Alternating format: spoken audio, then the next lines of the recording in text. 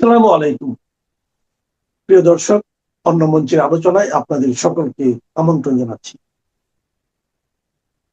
আজ আমাদের সঙ্গে আমন্ত্রিত অতিথি হিসেবে আছেন মনোজ দাসের প্রীতি ও শুভেচ্ছা নিন। মোহাম্মদ শাহাবুদ্দিন চুপ্পু এখন প্রাক্তন হয়ে গেছেন। গত 24শে জুলাই তিনি স্বাস্থ্যের কারণ দেখিয়ে পদত্যাগ করেছেন। সেই পদত্যাগ পত্রে তার স্বাস্থ্যের ব্যাপারে এত কথা বলেছেন যে তিনি নাকি মাঝে মাঝে অজ্ঞান হয়ে যাচ্ছেন ইত্যাদি। এই কাজ করতে করতে হঠাৎ হঠাৎ অজ্ঞান হয়ে যাচ্ছেন, এইসব কথাও রয়েছে। এছাড়া নানা রকম উচ্চ রক্তচাপ ইত্যাদি ইত্যাদি। কিন্তু প্রশ্নটা হচ্ছে, রাষ্ট্রপতি থাকা অবস্থায় তিনি কবে কোনো দিন যে তিনি হঠাৎ জ্ঞান হারিয়ে পড়েছেন এমন কথা কোনোদিন শোনা যায়নি। সুতরাং এইসব কারণ যেগুলো তিনি দেখিয়েছেন এগুলো অকারণ কারণ, এই কারণের কোনো ভিত্তি নেই। আর দেশের মানুষ জানে অসুস্থতা নয়, তার পদত্যাগের আসল কারণ ভিন্ন। কি সেই কারণ? বিএনপি সরকার নিজে বাঁচতে রাষ্ট্রপতি চুপ্পুকে পদত্যাগ করতে বাধ্য করেছে।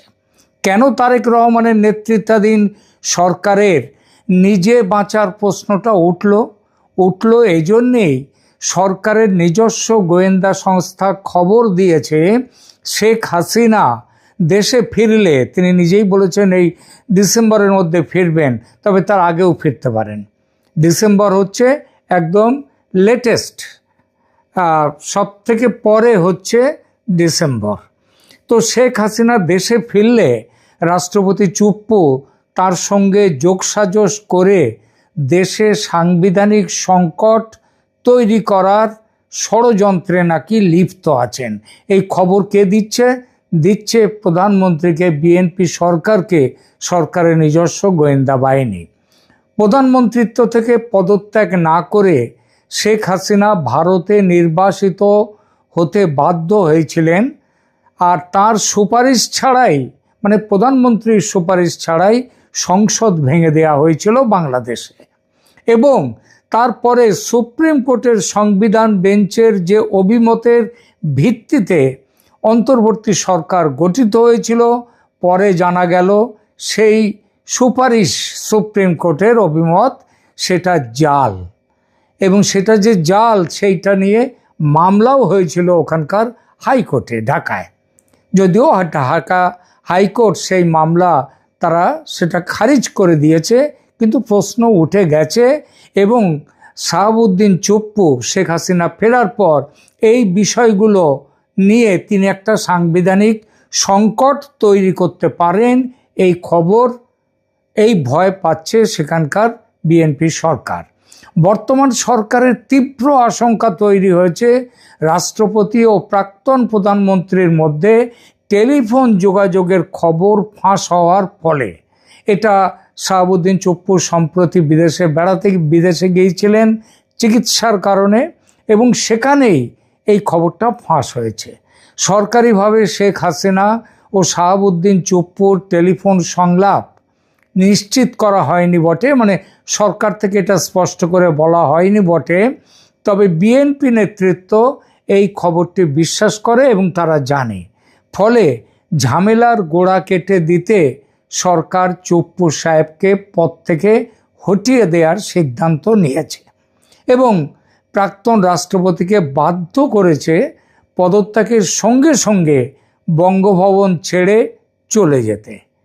ভাবুন তো, কয়েক ঘন্টার মধ্যে দেশের রাষ্ট্রপতিকে তার যে রাষ্ট্রপতি ভবন সেটা ছেড়ে সেখান থেকে চলে যেতে হচ্ছে তার নিজের বাসভবনে, একেবারে কয়েক ঘন্টার মধ্যে। এত দ্রুততার সঙ্গে পৃথিবীর কোনো দেশে রাষ্ট্রপতি তার বাসভবন পাল্টেছেন এমন, গণতান্ত্রিক দেশে অবশ্যই, তো এমন কোনো উদাহরণ পাওয়া যায় না। শুধু এটাই যে অত্যন্ত দ্রুততার সঙ্গে করা হয়েছে তাই নয়, শাহাবুদ্দিন চুপ্পুর বিরুদ্ধে বেশ কিছু মামলা দায়ের হয়েছে একেবারে বিদ্যুতের গতিতে।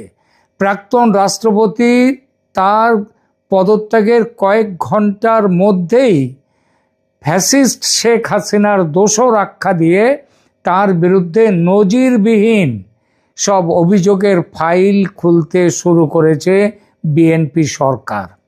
শুধু দুর্নীতি বা ক্ষমতার অপব্যবহার নয়, হত্যা, ষড়যন্ত্র থেকে শুরু করে মানবতা বিরোধী অপরাধের সহযোগী হওয়ার গুরুতর অভিযোগ তোলা হয়েছে তার বিরুদ্ধে, এবং সেই অভিযোগে কাঠগড়ায় দাঁড় করানোর প্রক্রিয়া শুরু হয়ে গেছে।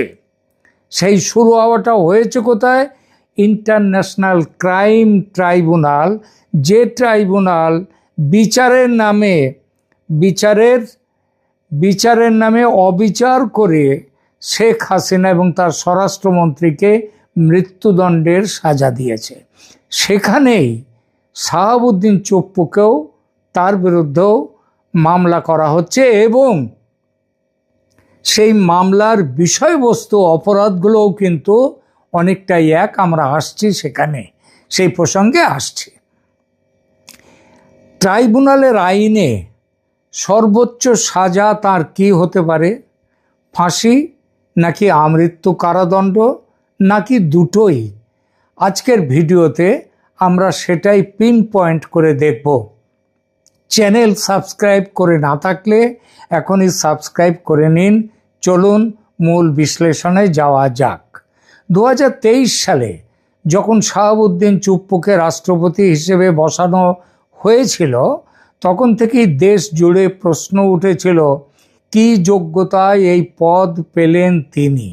তখনই তার বিরুদ্ধে দুর্নীতির অভিযোগ কিন্তু উঠে গেছে, কিন্তু শেখ হাসিনা সেসব প্রশ্ন ধামাচাপা দেন। শাহাবুদ্দিন রাষ্ট্রপতি হন। বিএনপি, জামাত সহ বিরোধীরা 24 আগস্ট অভ্যুত্থানের পর শাহাবুদ্দিন চুপ্পুর পদত্যাগের দাবিতে ঘেরাও করেছে পর্যন্ত বঙ্গভবন, কিন্তু তাকে পদত্যাগ করাতে পারেনি। এই জন্যই যে সেনাপ্রধান ওয়াকারুজ্জামান তার পাশে দাঁড়িয়ে গিয়েছিলেন, এবং সেই দাঁড়ানোর ফলে সেনা তার পাশে ছিল বলে সফল হয়নি সেই প্রচেষ্টা।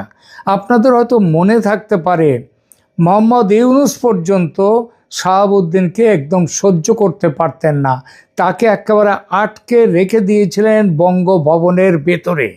সেখান থেকে তিনি বাইরে বেরোতে পর্যন্ত দেওয়া হতো না তাকে, সে সুযোগ তিনি পাননি। আর ছাত্র জনতা এইটা দেখেই, এবং তারা শাহাবুদ্দিন চুপ্পুর পদত্যাগের দাবিতে ঘেরাও করেছিল বঙ্গভবন। যখন তারপরে কিন্তু সেনাপ্রধান, আগেই বলেছি, সেনাপ্রধান ওয়াকারুজ্জামান তার পাশে এসে দাঁড়ান, তার ফলে শাহাবুদ্দিন থেকে যান তার পদে। ক্ষমতায় আসার পর তারেক রহমান সেই প্রচেষ্টা নতুন করে শুরু করে দিয়েছিলেন, কিন্তু চুপ্পু নিজের পদে বহাল থাকতে তারেক রহমানের সঙ্গে সম্পর্ক ভালো করার বহু চেষ্টা করে যান, এবং এই চেষ্টা করার পথ হিসেবে তিনি মোহাম্মদ ইউনূসের বিরুদ্ধে একের পর এক বোমা ফাটাতে থাকেন, এবং এই বোমা ফাটানোর উদ্দেশ্য ছিল যাতে তারেক রহমানের সরকারের সঙ্গে তার সম্পর্কটা ভালো হয় এবং তিনি থেকে যেতে পারেন যাতে রাষ্ট্রপতি পদে। কিন্তু শেষ রক্ষা হলো না। শেখ হাসিনার সঙ্গে ফোন যোগাযোগের পর সম্পর্ক ভেঙে চুরমার। সত্যি সত্যি তার ফোন যোগাযোগ হয়েছিল কিনা আমরা বলতে পারবো না, কিন্তু বিএনপি সরকার বিশ্বাস করে ফোনে যোগাযোগ হয়েছিল শেখ হাসিনার সঙ্গে। সুতরাং তারপর থেকেই তারেক সরকারের কাছে তিনি শত্রু হিসেবে চিহ্নিত হয়ে গেছেন, এবং সরকার এতটাই ক্ষুব্ধ তার বিরুদ্ধে। অভিযোগ এইটাই যে তিনি ফ্যাসিবাদের দোসর হিসেবে শেখ হাসিনা সরকারের অন্যায় আদেশগুলোর ওপর সিলমোহর দিয়ে গেছেন একের পর একবার। কখনো শেখ হাসিনাকে থামাবার চেষ্টা তো করেননি, বরং তার সব কাজে তিনি সমর্থন দিয়েছেন। অতএব এই অপরাধে, ফ্যাসিস্টের সহযোগী হওয়ার অপরাধে তিনি এখন অপরাধীর কাঠগড়ায়। ইতিমধ্যে কোন কোন অপরাধে মামলা হয়েছে শাহাবুদ্দিন চুপ্পুর বিরুদ্ধে একটু দেখি। প্রথমত দুর্নীতি, ইসলামী ব্যাংক কেলেঙ্কারি ও অবৈধ সম্পদ অর্জনের অভিযোগ। রাষ্ট্রপতি হওয়ার আগে তিনি ছিলেন দুর্নীতি দমন কমিশনের কমিশনার। সেখান থেকে শুরু করে নানা জায়গায় দায়িত্ব পালন করার সময় তার নামের পাশে যুক্ত হয়েছে দুর্নীতির বহু অভিযোগ। বিশেষ করে এস আলম গ্রুপের আলোচিত সেই ৮০,০০০ কোটি টাকার ঋণ জালিয়াতি এবং ইসলামী ব্যাংক দখলের ঘটনায় পর্দার আড়ালে বড় ধরনের ভূমিকা ছিল শাহাবুদ্দিন চুপ্পুর। এই অভিযোগ রয়েছে তার বিরুদ্ধে।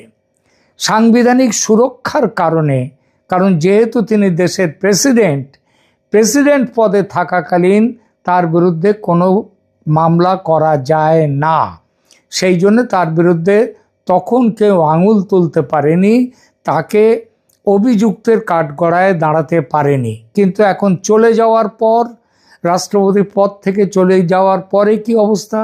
সংবিধানের সেই সুরক্ষার চাদর আর তার নেই।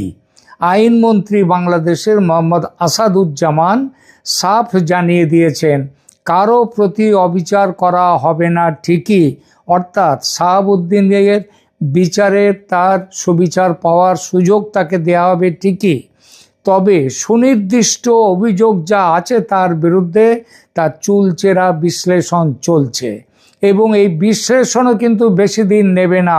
খুব তাড়াতাড়ি বিশ্লেষণ শেষ করে কাজে নেমে পড়বে বিএনপি সরকার, অর্থাৎ তাকে কাঠগড়ায় তুলবে।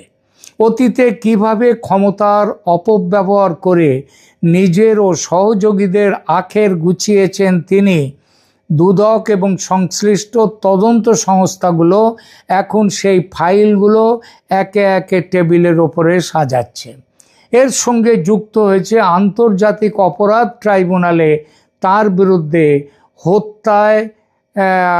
হত্যায় সহযোগিতা করা এবং মানবতা বিরোধী মামলা। শুধু আর্থিক দুর্নীতিতেই তার মানে আটকে থাকছে না চুপ্পুর ভাগ্য। বাংলাদেশ আজাদি পার্টি এবং রাষ্ট্র সংলাপ ফোরামের মতো রাজনৈতিক সংগঠনগুলো সরাসরি আন্তর্জাতিক অপরাধ ট্রাইব্যুনালের চিফ প্রসিকিউটর কার্যালয়ে তার বিরুদ্ধে আনুষ্ঠানিক তদন্তের আবেদন জানিয়েছে। এখানে অভিযোগটা কি জানেন? অভিযোগটা হলো সুপিরিয়র রেসপন্সিবিলিটি বা উচ্চপদস্থের দায়।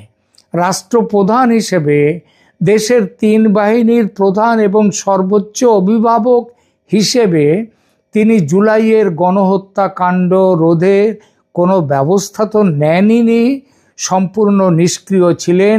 এই অভিযোগ তার বিরুদ্ধে ছাত্র জনতা, জামাত, বিএনপি তাদের সবার। আন্দোলনকারীদের ওপর যখন গুলি চালনা হচ্ছিল তখন তিনি ফ্যাসিবাদকে প্রকারান্তরে প্রোটেকশন দিয়ে গেছেন, মৌন সমর্থন জুগিয়েছেন। অর্থাৎ গণহত্যাকারী ফ্যাসিস্ট শেখ হাসিনার সহযোগী শক্তি তিনি। আইন বিশেষজ্ঞরা বলছেন, জুলাই অভ্যুত্থানে যে তাজা প্রাণগুলো ঝরে পড়ার পেছনে যে গভীর রাজনৈতিক ষড়যন্ত্র ছিল, সেই ষড়যন্ত্রের চক্রান্তকারীদের তালিকায় একেবারে উঁচুর দিকে রয়েছে, আগে থেকেই রয়েছে শাহাবুদ্দিন চুপ্পুর নাম। শুধু তাই নয়, ভবিষ্যতে তার বিরুদ্ধে সরাসরি হত্যা মামলা এবং রাষ্ট্রদ্রোহিতার মতো গুরুতর অভিযোগে যুক্ত হওয়ার প্রবল সম্ভাবনা রয়েছে। আর রাষ্ট্রদ্রোহিতার সাজাও হচ্ছে মৃত্যুদণ্ড। ঘটনা কিন্তু সেদিকেই যাচ্ছে। তাহলে এখন প্রশ্ন হলো, আন্তর্জাতিক অপরাধ ট্রাইব্যুনাল আইনে তার সর্বোচ্চ কী শাস্তি হতে পারে? 1973 সালের আন্তর্জাতিক অপরাধ ট্রাইব্যুনাল আইন অনুযায়ী মানবতা বিরোধী অপরাধ, গণহত্যা কিংবা গণহত্যায় প্ররোচনা ও সহযোগিতার অভিযোগ প্রমাণিত হলে এখন এখানকার নির্ধারিত সর্বোচ্চ শাস্তি হলো মৃত্যুদণ্ড অথবা আমৃত্যু কারাদণ্ড অথবা দুটোই একসাথে। যে দেশের সর্বোচ্চ সাংবিধানিক চেয়ারে বসে জনগণের নিরাপত্তা নিশ্চিত করার কথা ছিল, সেই চেয়ার থেকেই যদি কেউ গণহত্যাকারীদের আড়াল করে থাকে এবং আইনের চোখে যদি এই অপরাধ প্রমাণিত হয়, তবে সর্বোচ্চ শাস্তি বা মৃত্যুদণ্ড তার উপরে নেমে আসবে। ট্রাইব্যুনালের কাঠগড়ায় আজ হোক বা কাল এই অপরাধের জবাব তাকে দিতেই হবে। আর এবার তো আইন তার নিজের গতিতে চলা শুরু করে দিয়েছে। আগেই বলেছি, একেবারে বিদ্যুতের গতিতে। যে সংকেত পাওয়া যাচ্ছে তাতে বলা যায় 2-4 দিনের মধ্যে প্রাক্তন রাষ্ট্রপতিকে গ্রেপ্তার করা হবে। এই জন্যেই তাকে অত্যন্ত দ্রুততার সঙ্গে বঙ্গভবন থেকে সরিয়ে দেওয়া হয়েছে, যাতে গুলশনে তার বাড়ি থেকে তার গ্রেপ্তারি খুব বেশি মিডিয়া হাইপ না পায়। চুপ্পুর দুর্ভাগ্য, হাসিনা পালাবার পথ পেয়েছিলেন, কিন্তু চুপ্পুর পালাবার পথ নেই। শেখ হাসিনার ভারতে যাওয়া সম্ভব হয়েছিল দেশের সেনা তার চলে যাওয়ার ব্যবস্থা করায়। চুপ্পু সে সুযোগ পেলেন না। ভারতও শেখ হাসিনার জন্যে যে ব্যবস্থা করতে পেরেছিল বাংলাদেশ সেনার সঙ্গে আলাপ আলোচনার মাধ্যমে, চুপ্পু সেটা পাবেন না। কারণ তিনি এই যে 2 বছরের মতো তিনি যে ক্ষমতায় ছিলেন রাষ্ট্রপতি হিসেবে, তিনি এই সরকারকে, অন্তর্বর্তী সরকার এবং বিএনপি সরকারকে, তাদের সব কাজেও তিনি তাদের সাথে সহযোগিতা করে গেছেন। তিনি যদি তার বিবেককে একবার জাগিয়ে তিনি যদি তাদের প্রশ্ন করতেন, তাদের যে একের পর এক অর্ডিন্যান্স জারি করে যেভাবে এই ক্রাইম ট্রাইব্যুনালের আইনকে সংশোধন করেছেন তিনি, সেগুলো যদি তিনি না করতেন, তিনি যদি প্রশ্ন করতেন, তাহলে এতটা সুযোগ কিন্তু এই সুযোগগুলো কিন্তু মোহাম্মদ ইউনূসের সরকার পেত না। এবং ভারত এবং বিশ্বের যারা গণতন্ত্রবাদী তার কাছে তার ছবিটাও একটু ওপরে উঠতে পারত। কিন্তু চুপ্পু তা করেননি। তিনি একদম সেই কাঠের ঘোড়ার মতো যেদিকে মুখ করতে বলেছে সেই দিকে তিনি দাঁড় করিয়েছে, তিনি তাই করে গেছেন। তার ভাগ্যে কি অপেক্ষা করছে তাহলে? ওই যে আগে বললাম, 1 গ্রেপ্তারি, 2 জেল যাত্রা, 3 দ্রুত বিচার ও দণ্ডের ঘোষণা, এবং 4 এই দণ্ডে থাকবে জেল জরিমানা ও মৃত্যুদণ্ড। যদি মৃত্যুদণ্ড খুব দ্রুততার সঙ্গে, মানে নভেম্বরের আগেই যদি কার্যকর করা হয়, অবাক হবেন না কেউ। কারণ চুপ্পুকে ফাঁসিতে চড়াতে পারলে শেখ হাসিনা ভয় পেয়ে দেশে ফেরার ইচ্ছা ত্যাগ করতে পারেন। শাহাবুদ্দিন চুপ্পুকে দিয়ে সেই ভয় দেখানোর কাজটা, মানে তাকে মেরে ফেলে সেই ভয় দেখানোর কাজটা করতে পারে বিএনপি সরকার। এই সম্ভাব্য বিচার ও শাস্তির খবর নিয়ে প্রিয় দর্শক, আপনার কি মতামত জানান। তিনি কি সত্যি আইনের ফাঁক গলে বের হয়ে যেতে পারবেন, নাকি ট্রাইব্যুনালের রায়ে তার কপালে ঝুলছে চরম শাস্তি? কমেন্ট করে জানান আপনার মূল্যবান মতামত। ভিডিওটি ভালো লাগলে লাইক ও শেয়ার করতে ভুলবেন না, এবং আগেই বলেছি সাবস্ক্রাইব করুন চ্যানেল ক্যালকাটা ডায়ালগস।